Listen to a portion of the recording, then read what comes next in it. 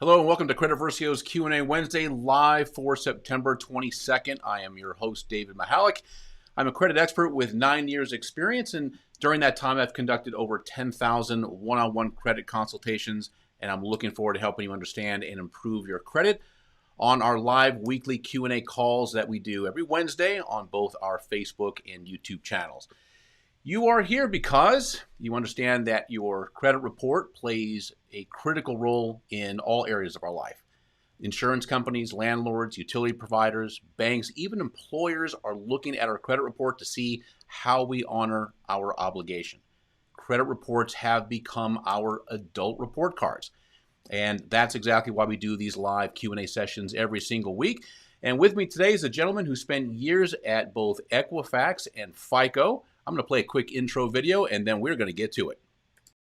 John Ulzheimer is America's most recognized credit expert. With 30 years of experience in the credit industry, having worked for both FICO and Equifax, he's the go-to authority for answers to credit questions. Here to answer your credit questions, Credit Versio presents John Ulzheimer. John, the video never gets old. The video never gets old, my friend, although I do get thinner throughout the progression of pictures of me, so I'm glad that you ended up with the Thin John version, not the more contemporary Thin John, not the old Fat John. There was the old prosperous John is limited in our videos. That's right. You know, I read great. somewhere that in the quote unquote olden days, your weight was an indication of your wealth, and so the fatter you were, it indicated that you were wealthy. I guess because you could afford more food or more cake. Yeah, no, that's exactly the case. In fact, every now and then when Jennifer, my girlfriend, throws out that maybe I might have got a couple of pounds on me that I didn't have before, I'm like, listen, it's prosperity. It's all it is. It's prosperity. Either that or the winter coat. Got to prepare for the winter coat. That's all. I'm putting on my winter weight. Yeah, you got to put the winter weight on. All right. Well, welcome everybody. We're gonna have a good show today. Show. I guess we can call it a show, right? I mean, we're entertaining. It's pre-scheduled and it's for a finite period of time. I think that's the definition of a show. You know, the only part about the show is that one of the things that I've come to terms with a little bit is that we're not as popular as we probably could be, and I think you and I had that discussion a little while ago because we're talking about truth. We dismantle some myths. We give people information that they really need. We explain how credit works, how the credit repair side of it works. At least that's one of the things that I'm talking about. And sometimes these can be, what people need, but not necessarily the most popular answer that people think they're going to get. But in my musings, John, this one thing, like here's something that I know for a fact. If I were to, dress up as the Hamburglar or something like that and had a trench coat and said, hey, underneath here, I've got these super secret dispute letters given to me in a dark alley by a disgruntled Experian employee who, these are like the magic letters that nobody wants to see. They'll dispute anything, guaranteed. 100,000 views within a week, no doubt. Yeah. And people be in the comment section, hey, does anybody try this? I heard from my brother Ricky, that these work. That's exactly what goes on in this industry. There's a certain threshold that I'm not willing to cross. I'd rather have 7 viewers, which I think is what we have now, quality viewers, than 7,000 people trying to look. If you want me to dress up as a clown and stand in front of a Lamborghini that I don't own and in front of a mansion that I don't own and I don't know anybody who lives there and pretend like I've got the magic sauce, I'm happy to do so, but it's not really my style. No, it's not either one of our styles. But here's the thing that I think is the most valuable. And to start off, one of the things that you and I have spent a lot of time doing for years and years and years is debunking a lot of myth. And what's great about this duo is when people come here, they want to understand how credit works, how scores work. Okay, well, guess what? We got the most quoted credit expert in the United States that comes from FICO and Equifax. right here. And you're more than welcome to ask him any question you want about how credit scores and credit reports work. And then on my side, the credit repair space, going on a decade, tens of thousands of clients, millions of disputes. I can tell you how that process works. And interestingly enough, what people want to believe and what is really true can sometimes be very different things. So anyway, what we're going to talk about today, and I see we have a couple of questions already, is just dismantling some of the nonsense that takes place in the credit space. And this isn't anybody's fault, really. It's just that nobody's ever pulling us aside when we're in high school when we need this stuff and explaining how credit works and how credit scores work and what to do and what not to do. So that's what John and I endeavored to do on our Facebook Live and YouTube Live videos, is to answer questions and explain how this stuff works, you guys. Okay. Rick, I think you're answering, yes, it is a show. Tim, welcome. It's okay. We were just getting started, so not a big deal. Wonder Hussion here, your viewer states would explode. I'm not exactly sure what that means. Brian, hello. Good to have you here. Okay. Well, we got a question up at the top. Let's see. Shanna. Okay, let's start off with a question. Can a bankruptcy be removed from your credit report? When you dispute inquiries, does it really work? I've tried in the past, but they weren't removed. Let me give you the textbook answer, Shauna.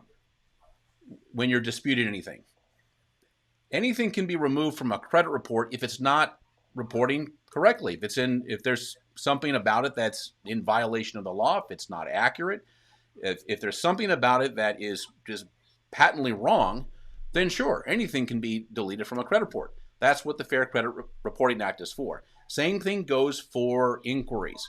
If they're not yours, if you didn't approve them, if it's somebody else, if it's identity theft, dispute it, and stuff like that should be removed. Okay. Now, having said that, let me go on to your next question. If I file bankruptcy, can items on my report be disputed? Sean, you can dispute anything that you want. That's what Credit Versio will guide you through. Whether or not it gets deleted, that's completely up to the data furnisher and to some degree the Bureau. Okay, let's get down to where is this from? When they have it. Rod, this is an interesting question. Rodney says or asks, I would love to know how to get credit bureaus from immediately saying they have verified disputes when they haven't. Okay. Well, John, what do you think about that question? You worked in dispute resolution for Equifax. Yeah, so the chronology of events that occurs when you file a dispute with a bureau can take weeks, or it can take a couple of days. In fact, the trade association that represents the credit reporting agencies has indicated that on average, of course there are exceptions, but on average, the amount of time that it takes to fully process a consumer dispute, meaning the credit reporting agency receives it, they send the communication to the furnishing party, which is usually a lender or a debt collector, and then receive a response back from the furnishing party, and then perform any requisite maintenance on a consumer's credit report and send out the updated copy with the results, which is also an obligation of the credit bureaus when they process a dispute. The Credit Reporting Trade Association indicates that that process takes about 2 weeks on average, largely because of technological advances in the communication protocol between all the parties involved. I mean, when I was working at Equifax in the dispute resolution group, there was no internet as we know it today. You didn't submit disputes on a website because there were no websites. You didn't send in disputes through emails because emails didn't really exist like it exists today. Everything was done through the US mail system or through cutting edge technology back then called fax machines, which today we kind of chuckle at as, they're diamonds. My son probably will never know what a fax machine is unless he reads about one in a history book. But the 30-day limitation on how long the dispute process can take has remained largely unchanged for that period of time, meaning that the language in the Fair Credit Reporting Act. There are some scenarios where the credit reporting agencies do not need to contact the data furnisher. They will unilaterally respond to a consumer's dispute without even contacting the furnisher. And that's generally a matter of bureau policy. So low dollar collections, I know at one time the bureaus didn't even investigate those, they just deleted them. So again, it just depends on the scenario and just depends on the current policies of the credit bureaus. If you look now at the furnisher side, because there's two sides to a dispute, right? There's the credit bureau side, and then there's the furnisher side. Really most of the time is spent with the furnisher, not with the credit bureaus. The furnishers, essentially when their dispute analysts log into their eOscar account every day, they will see a queued list of disputes that are in order that they've been received, and they will respond to them generally in the same order. And so some furnishers have one or two people that respond to disputes, and therefore it can take a few days or a few weeks to do so.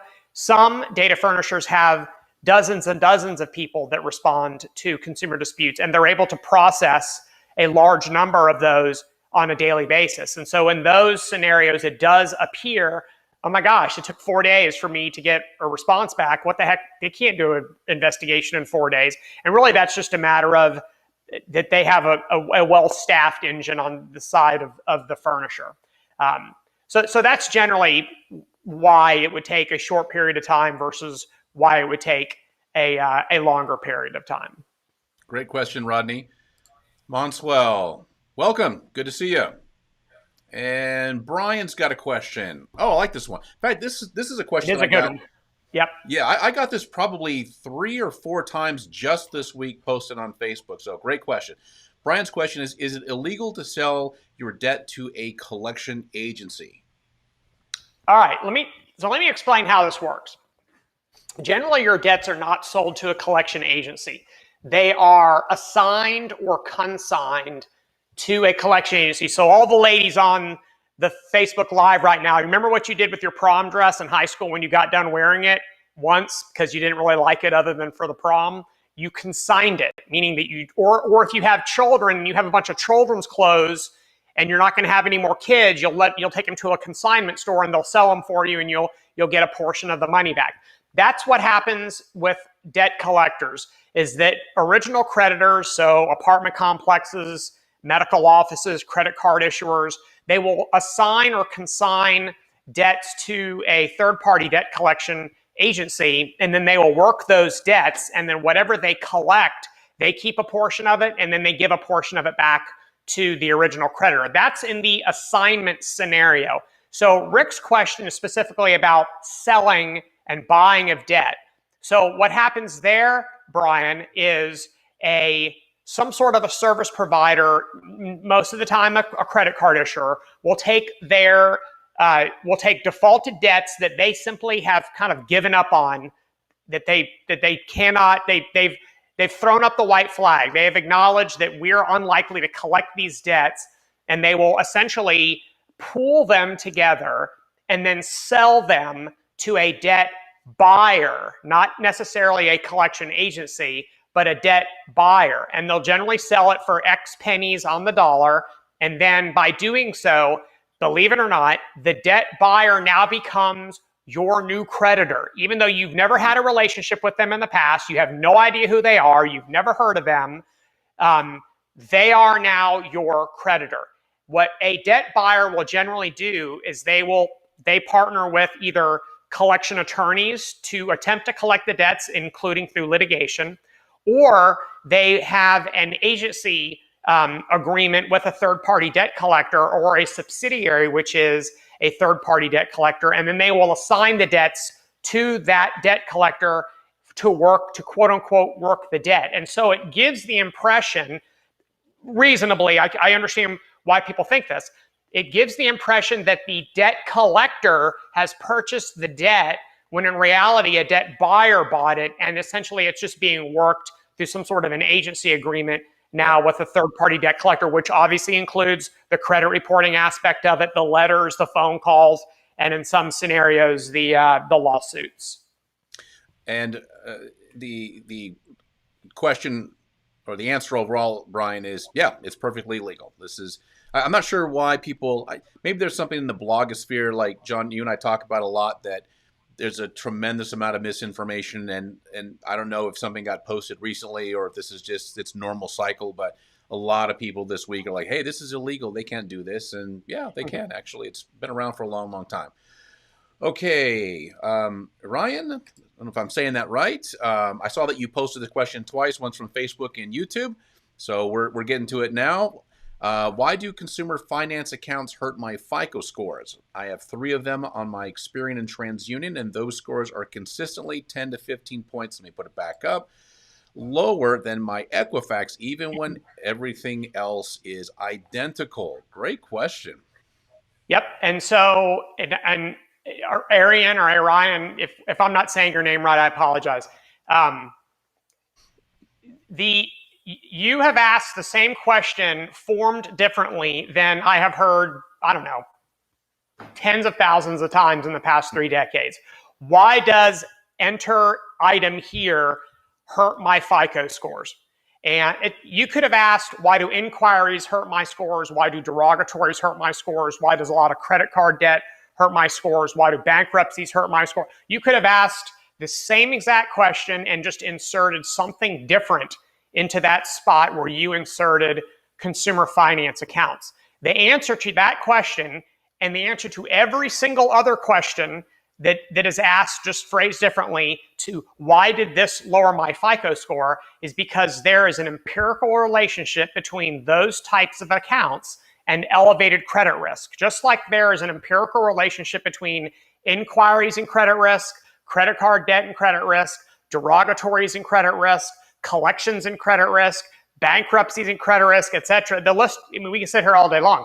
And so that's the answer to the question. Now, I will tell you that the inclusion of consumer finance accounts in FICO scores is something that is decades old, meaning that they have been evaluated by FICO's scores going back to FICO Gen 1 and every score subsequent to Gen 1.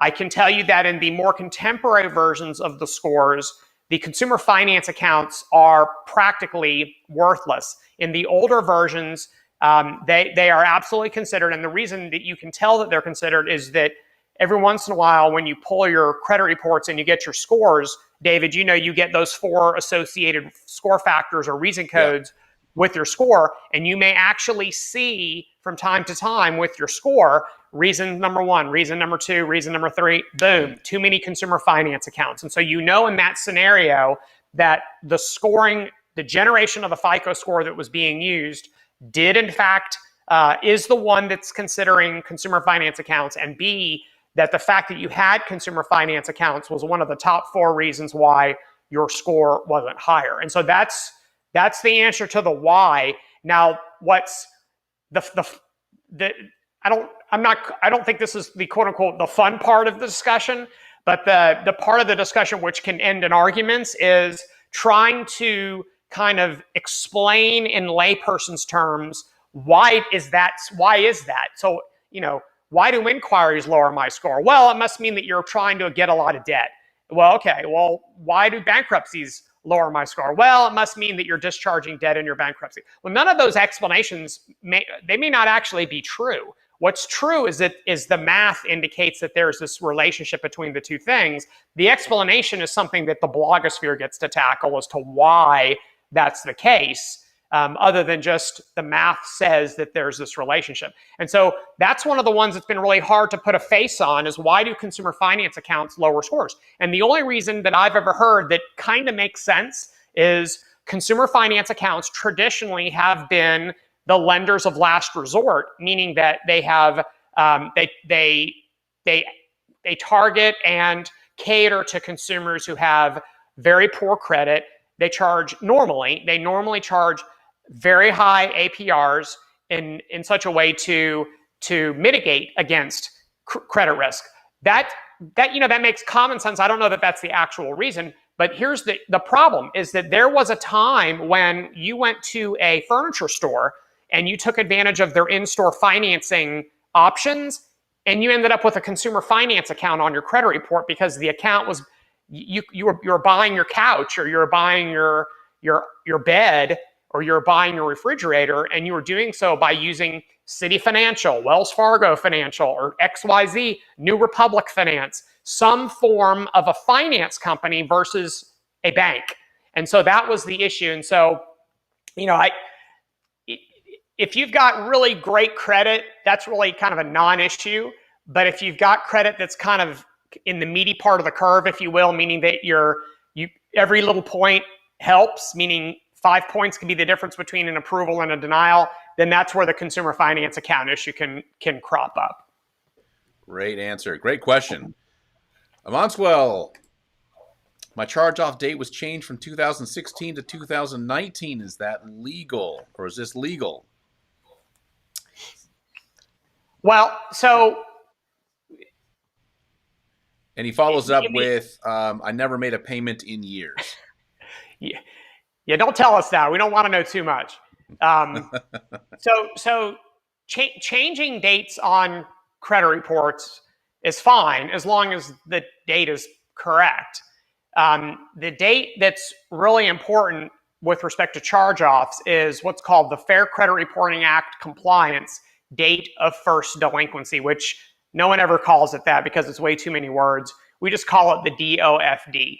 And the DOFD is the date of the most of the delinquency, so the 30-day delinquency that immediately preceded the transition into the default status. And so 30, 60, 90, 120, boom, charge off. It would be the date that the 30-day late payment occurred. And that's called the date of first delinquency. So if you, and there are some versions of credit reports that don't even include that date because that's just how they've chosen to kind of cosmetically display the information. So you may not actually see a credit report that indicates DOFD. You're not going to see that on a smart credit report or an identity IQ report. I can assure you, and that's one of the big disconnects between the credit reports that are available to consumers from these other companies like the Credit Karmas and the MyFICOs and some of the other companies that give away credit reports versus the credit reports that lenders use. And so there's a difference. One is an authentic credit report, which is the ones that the credit bureaus sell to your lender. And then there are these other kind of army of credit report formats that are more cosmetically designed for consumer consumption. They're color coded. They include legends. There's plain English language to explain what certain things are. Those are not the ones that are sold to lenders. Those are the ones designed for consumer consumption. Some people call those consumer disclosures. That's not really correct. They don't really have a name in credit reporting nomenclature. But I can assure you that your charge-off and everyone's charge-off has a DOFD, or a date of first delinquency, because that's the date that the credit bureaus use to start the 7-year credit reporting clock. So it has to have it. They won't accept the reporting of a charge-off without the DOFD value present. Now, if your question is really, they changed the DOFD from 2016 to 2019, is this legal? Again, correcting a credit report, there's nothing illegal about correcting your credit report. Now, if your DOFD was really 2016 and not 2019, then the furnisher should not be changing the date to be more current, because that's going to cause it to remain on a credit report longer than it's allowed, unless you went late in 2016 and then you cured the account, meaning you caught it up. Then there is no DOFD because it's in good standing. And then you went delinquent again in 2019. Look, in the credit reporting standards manual, which is 350 pages long, about a dozen pages are dedicated to how to figure out that date. That's how important it is. There's nothing else in the manual that there are a dozen pages dedicated to figuring out what one date should be on a credit report.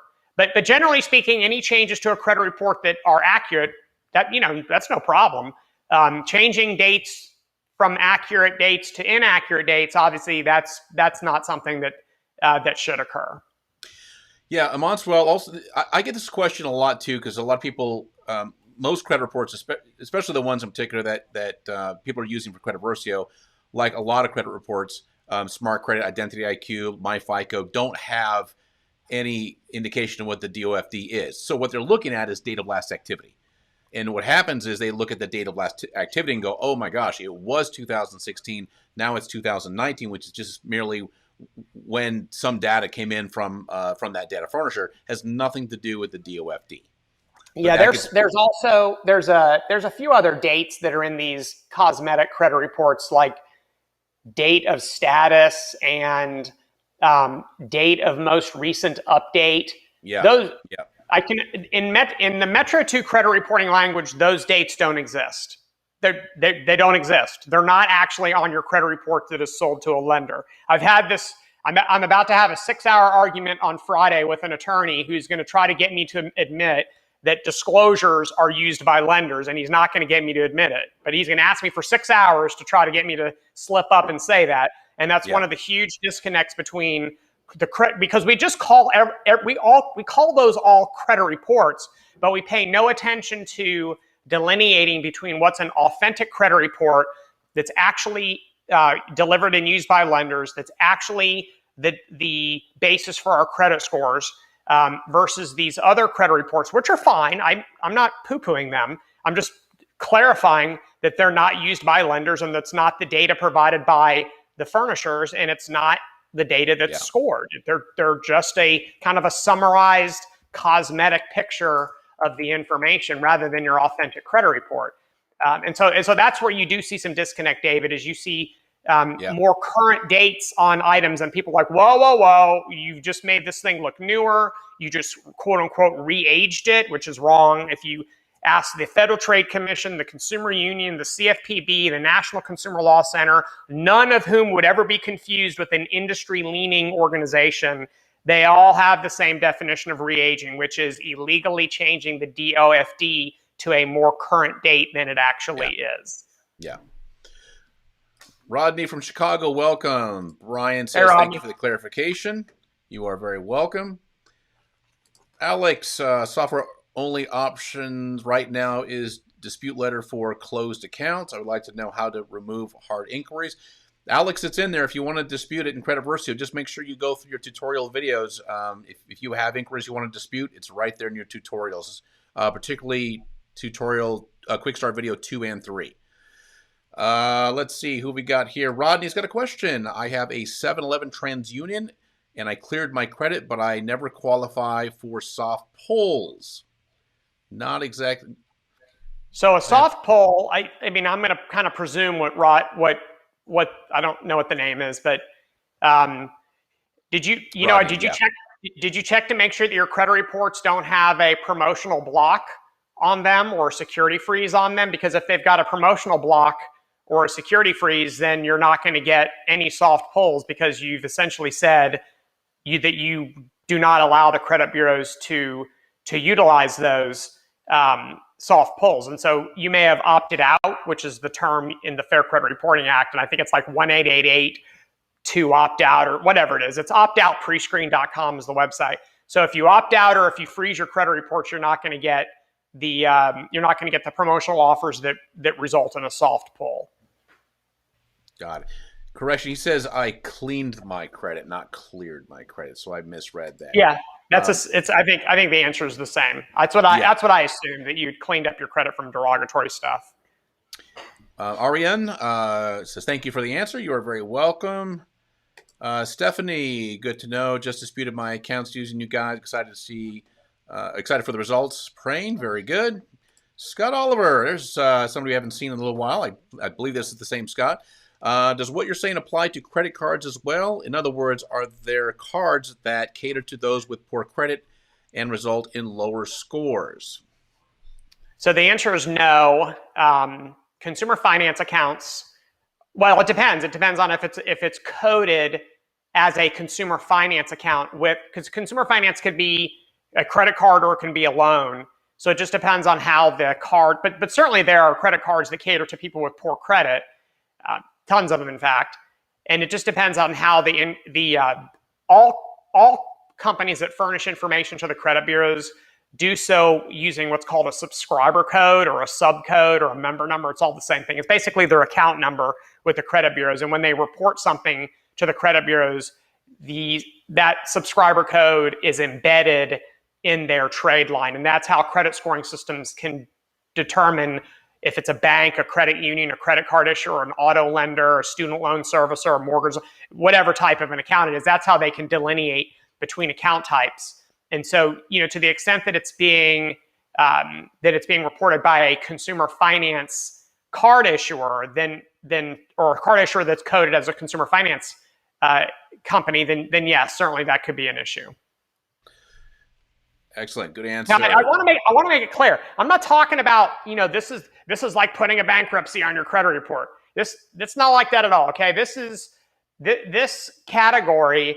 This falls into the because if you think of the FICO pie chart, it's a 35% for derogs, 30% for debt, 15% for the age metrics, and then the two bottom categories, inquiries, and then the types of accounts on your credit report, which are both worth 10%. This is tied with inquiries as being the lowest category on the category of metrics. So please don't think that this is some colossal. I don't want to start a panic here, I guess is what I'm trying to say. This isn't something that's incredibly important, except for people whose scores are so on the margin that they need every single point. But generally speaking, it's like driving over a low speed hump. You just keep on going and don't think about it. But yeah, certainly anything that's coded as consumer finance, that has the potential to cause that. Excellent. Umberto here. What do you do when the credit reporting agencies don't answer within the 30-day window? What do you think about, John? You want to take that one? You want me to take that one, or? Yeah, that sounds like a credit repair. So I think. Well, yeah, okay. So Humberto, the answer is it's a possibility they didn't get your dispute. Depends on how you disputed. What I would do is make sure you give it a good, I'd say 35, 40 days before you start worrying about anything. And then if you haven't heard from them, just redispute. This time, maybe send a certified mail just to be sure that they got it. Okay. Another question from Arian, I think. If we're saying that wrong, I apologize. I have a 30-day late payment from 2.5 years ago, which is the only negative entry on my report. I read on my FICO communities that a 60-day late will put you in the dirty bucket, but a 30-day will not. The dirty bucket. Yeah, so I wouldn't put too much stock in those communities. You get a lot of incorrect information, which you just did. So it's actually 90 days or worse, puts you in the derog bucket. Not called the dirty bucket, it's called the derog bucket. And it's actually, it's much more complex than that. If you have a 90-day past due or a late payment on your credit report anywhere, you're going to be scored through what's called a derog scorecard. Not if you have a 30, no. If you have a 60, no, unless they're currently 30 days delinquent or currently 60 days delinquent. But if they're historical delinquencies, like Umberto, I think, or Arian, excuse me, you said these are historical derogs. Then 30s and 60s are considered minor derogs. Anything 90 or plus is considered a major derog. And so having a historical 30 or a historical 60 will not put you into the derog. They're called scorecards, not buckets, but they'll put you in the derog scorecard. Will not put you in the derog scorecard. Now, if you have a 90 or worse, then yes, you're going to be in, I guess, what they metaphorically refer to as the dirty bucket. But it's formally referred to as a derog scorecard. Very good. Sarah, the question, so is the right credit report should we be getting? I guess the question is, what is the right credit report we should be getting? I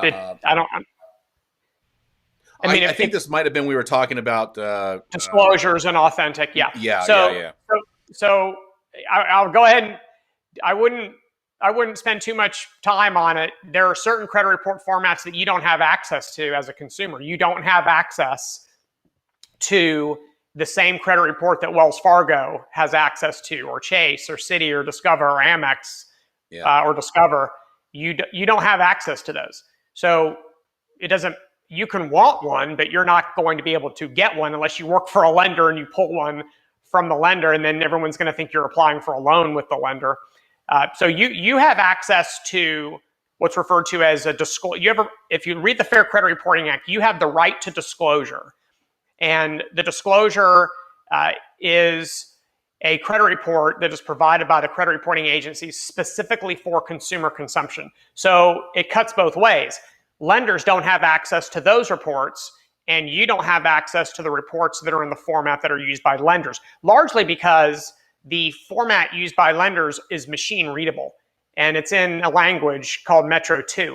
And if I had one, I'd throw it up on the screen and you wouldn't have the first clue what you're looking at, because it's common delimited alphanumeric characters. You would not know what you're looking at. And so that's why you have these disclosures, which are the ones that are cosmetically designed for people like me and you to pull and understand. And so there really is no wrong credit report to get. I mean, they're all essentially either a summary of the information housed by the bureaus or a snapshot of the information housed by the bureaus, just formatted in such a way that's for consumer consumption rather than for lender consumption. Yeah. And a follow-up on that, Sarah, she asks, how would I know if I'm ready to buy a home? Pre-qual. Yeah, pre-qual. Go talk to a mortgage lender or a mortgage broker and tell them you want to buy a house, and they're going to take you through the pre-qualification process and get some information from you and pull a credit report or two for you and the applicant or the co-applicant if there is one. And they will tell you, yes, you can afford this much based on your income and credit, and this is how much you're going to pay. And it'll all be subject to normal underwriting. They're not going to do a full underwriting until you actually have a house under contract. But you'll know before. I would do this before you go looking for houses, to be honest with you, because otherwise, and right now, I don't know where you live, but in Atlanta, if you're not pre-qualified, the real estate agent isn't going to work with you. Because there are too many people lining up to buy houses right now, and they can't waste time with someone who's not pre-qualified to buy a house. And so if you're pre-qualified, they'll actually give you a pre-qualification letter that will indicate that, hey, Sarah is pre-qualified, pursuant to normal underwriting procedures, and they'll tell you, you can borrow X amount of money, and then you can go and talk to a real estate agent, and they'll show you houses that fall underneath, the kind of the category that or which you can qualify. And that's generally what I would tell people, and they'll give you a good idea what your credit scores are, what you need to work on, and the lender will tell you, you're golden, go for it. Or you need some work. Let's take some time to work on some things and get you to a more bankable position. Yeah. Also too, Sarah, Sarah writes she's in Las Vegas. So are we. That's where Credit Versio has 3 offices. Our main one is in Las Vegas. But yeah, it's the same thing out here, Sarah. If you want to do a temperature check just to see what your scores look like, go to myfico.com. You're going to have to pay a little bit of money for it, but it'll show you what your scores are for the mortgage industry. So if you want to just get a better idea of where you stand, because there's a big difference between if you're a 540 versus a 720, you're having a completely different conversation about your home buying creditworthiness. And generally what they're going to do, Sarah, and mortgage brokers, and if we have any on the chat here, I apologize in advance.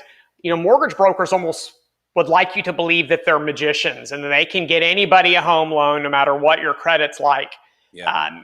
And what generally happens is that they're going to pull all 3 of your credit reports and all 3 of a co-applicant's credit reports, if there is a co-applicant, and they're going to pull all 3 of your FICO scores and all 3 of the co-applicant's FICO scores using very specific generations of FICO's scoring software that isn't used in any other industry right now. And then they're going to take the middle numeric of your 3 scores and then the middle numeric of the co-applicant's scores, if there is one, and then they're going to use the lower of those 2 scores as the basis for their decision. And so if your middle numeric score is 680, then you will qualify for a mortgage loan, assuming you make enough money to qualify for the amount you're borrowing, and the value of your home is in line with the amount that you're trying to borrow. So it's called LTV, or loan to values. In other words, a bank's not going to let you borrow $1 million on a house that's worth $500,000 because the LTV is out of whack. So that's what the appraisal is used for. So, but these are all things that, and by the way, the list of documents that you're going to have to provide is going to end up being about yay thick. So I hope you have a printer at home with a lot of ink. But your mortgage broker or mortgage lender is going to walk you through all this. They're going to give you basically a checklist of things that they're going to need from you. This is not something that occurs in a week. This is something that occurs over a period of several weeks. So I guess, when the process starts, it just be reasonable with your expectations, because it may take some time to end up at the closing table where you actually sign a bunch of documents and get into a lot of debt and get some keys to a new house. Exactly. Yeah. The days, the no income, no assets. Remember those? The liar loans. The liar loans. Exactly. Yeah. I'm a hairstylist and I make $1.2 million per year. Yeah. That's it. Yeah. I remember those days. Loan. Yep. Okay. Sarah says, You're welcome. Thank you. Yes, ma'am. You're welcome. Question from Rodney. I've been trying to pre-qualify for credit cards, and I've been turned down. I have received denial letters in the mail with explanations that don't match my credit report. Okay. Yeah, I'm not sure if there's go ahead. Yeah, I was going to say that that's problematic, of course, because those denial letters, those notices of adverse action, they should list the bureau where they got the information. Actually, they're required to list the bureau where they got the information. That's one of the disclosures in the form. The form notice has to include that. And so, I don't know what to tell you other than I would pull the report that's actually listed in the denial letter, because that's going to be the comparative set of data that they saw. And that would be a first if what they're telling you as far as the denial reasons, assuming that the denial is based on the credit report information. You can be denied because they couldn't verify your identity. You can be denied because your credit reports were frozen and they couldn't even get your credit reports. There are reasons that you can be denied because you didn't complete the application fully. You may get denial letters that indicate credit bureaus, but the denial reasons are not really. You may get denied because you're on the OFAC list. If you know what the OFAC list is, I think TransUnion just recently settled a lawsuit about the OFAC list. And so just because you get one of those letters, it doesn't necessarily indicate that it's the credit bureau data that was the basis for the decision, but it normally does. So I'm not trying to suggest that what you're suggesting isn't real. It definitely normally does refer to the bureau data as the cause for the denials. But that's the only thing I can suggest without actually seeing all this information, is to make sure that you're going back to the bureau, the same bureau that provided the credit card issuer with the report. And again, it should be listed on the denial letter. What are we coming to here? About 45 minutes. Okay, so we are getting down to the bottom of this. Ronnie says, I do have a lawsuit with LexisNexis for saying I'm deceased. Well, I'm glad you're feeling better. Also, too, it depends on what it says in the adverse action letter, Rodney, but one of the things that I've seen happen frequently is that sometimes people maybe fish outside of their pond, so to speak. And what I mean by that is I've seen people with 600 credit scores try to apply for American Express. And, so when if you're trying to find a good card to apply for, one of the best solutions for that I've seen is something like a Credit Karma. I mean, that's really their whole business model, is looking at your credit report and making some suggestions based on what they think they can get you approved for.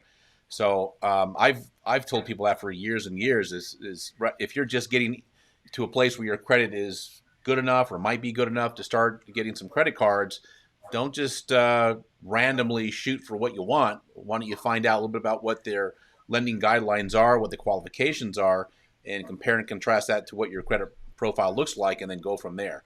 And a lot of credit card issuers, David, I don't know if you know this, have a function where you can do what it's called an instant pre-screen, or the industry types call it the pre-screen of one. It's the same thing. Basically, you can go to, and most credit card issuers offer this on their websites. And you may be referring to this. And so if I'm repeating something that you already know, I apologize. Hopefully the other folks on the video get something out of this. But most of them have this ability that where you can go to their websites and you can just enter some information and see if you qualify for any of their cards. It's called an instant pre-screen. It's really no different than them sending you an invitation to apply in the mail and then you responding to it. So I know the big boys, the big card issuers do this. And so it's not like you're going to be stuck with kind of the more obscure credit card issuers. And they'll be able to they'll tell you, and what you're going to avoid by doing this is you're going to avoid a bunch of unnecessary hard inquiries. Because what you don't want to do is apply everywhere thinking, oh, I want Amex Platinum, I want such and such gold, I want such and such, and then you get denied, and boom, you end up with a bunch of hard inquiries all over your credit reports. If you do these instant pre-screens, these are soft inquiries. And so they're only visible to you, and obviously they have no influence on your score. And David, before we go, one of the questions from the other members is Timothy Reiser, and he's asking specifically about annualcreditreport.com. And I think he popped up this question right when we were talking about disclosures versus authentic credit reports. So Timothy, annualcreditreport.com was created in order to give away consumer disclosure credit. That's the only reason that website exists. It exists because of language in the Fair Credit Reporting Act that's been there for about 18 years. And Annual Credit Report is the de facto destination for consumer disclosure credit reports. And so the answer to your question is yes, those are disclosure credit reports. Excellent. All right. I think that's it. We don't have any last minute questions. Okay. Thank you so much for being with John and I today. Really appreciate it. John, thank you so much for providing great answers to the questions that people asked us. And if you have any questions watching this in the replay, feel free to post them. I do go through these every day or so, and happy to answer any questions. Timothy was still watching, so that's great to see. Rodney, thank you so much for joining us. Thank you so much for joining me and John today, and we'll see you next time. Thank you.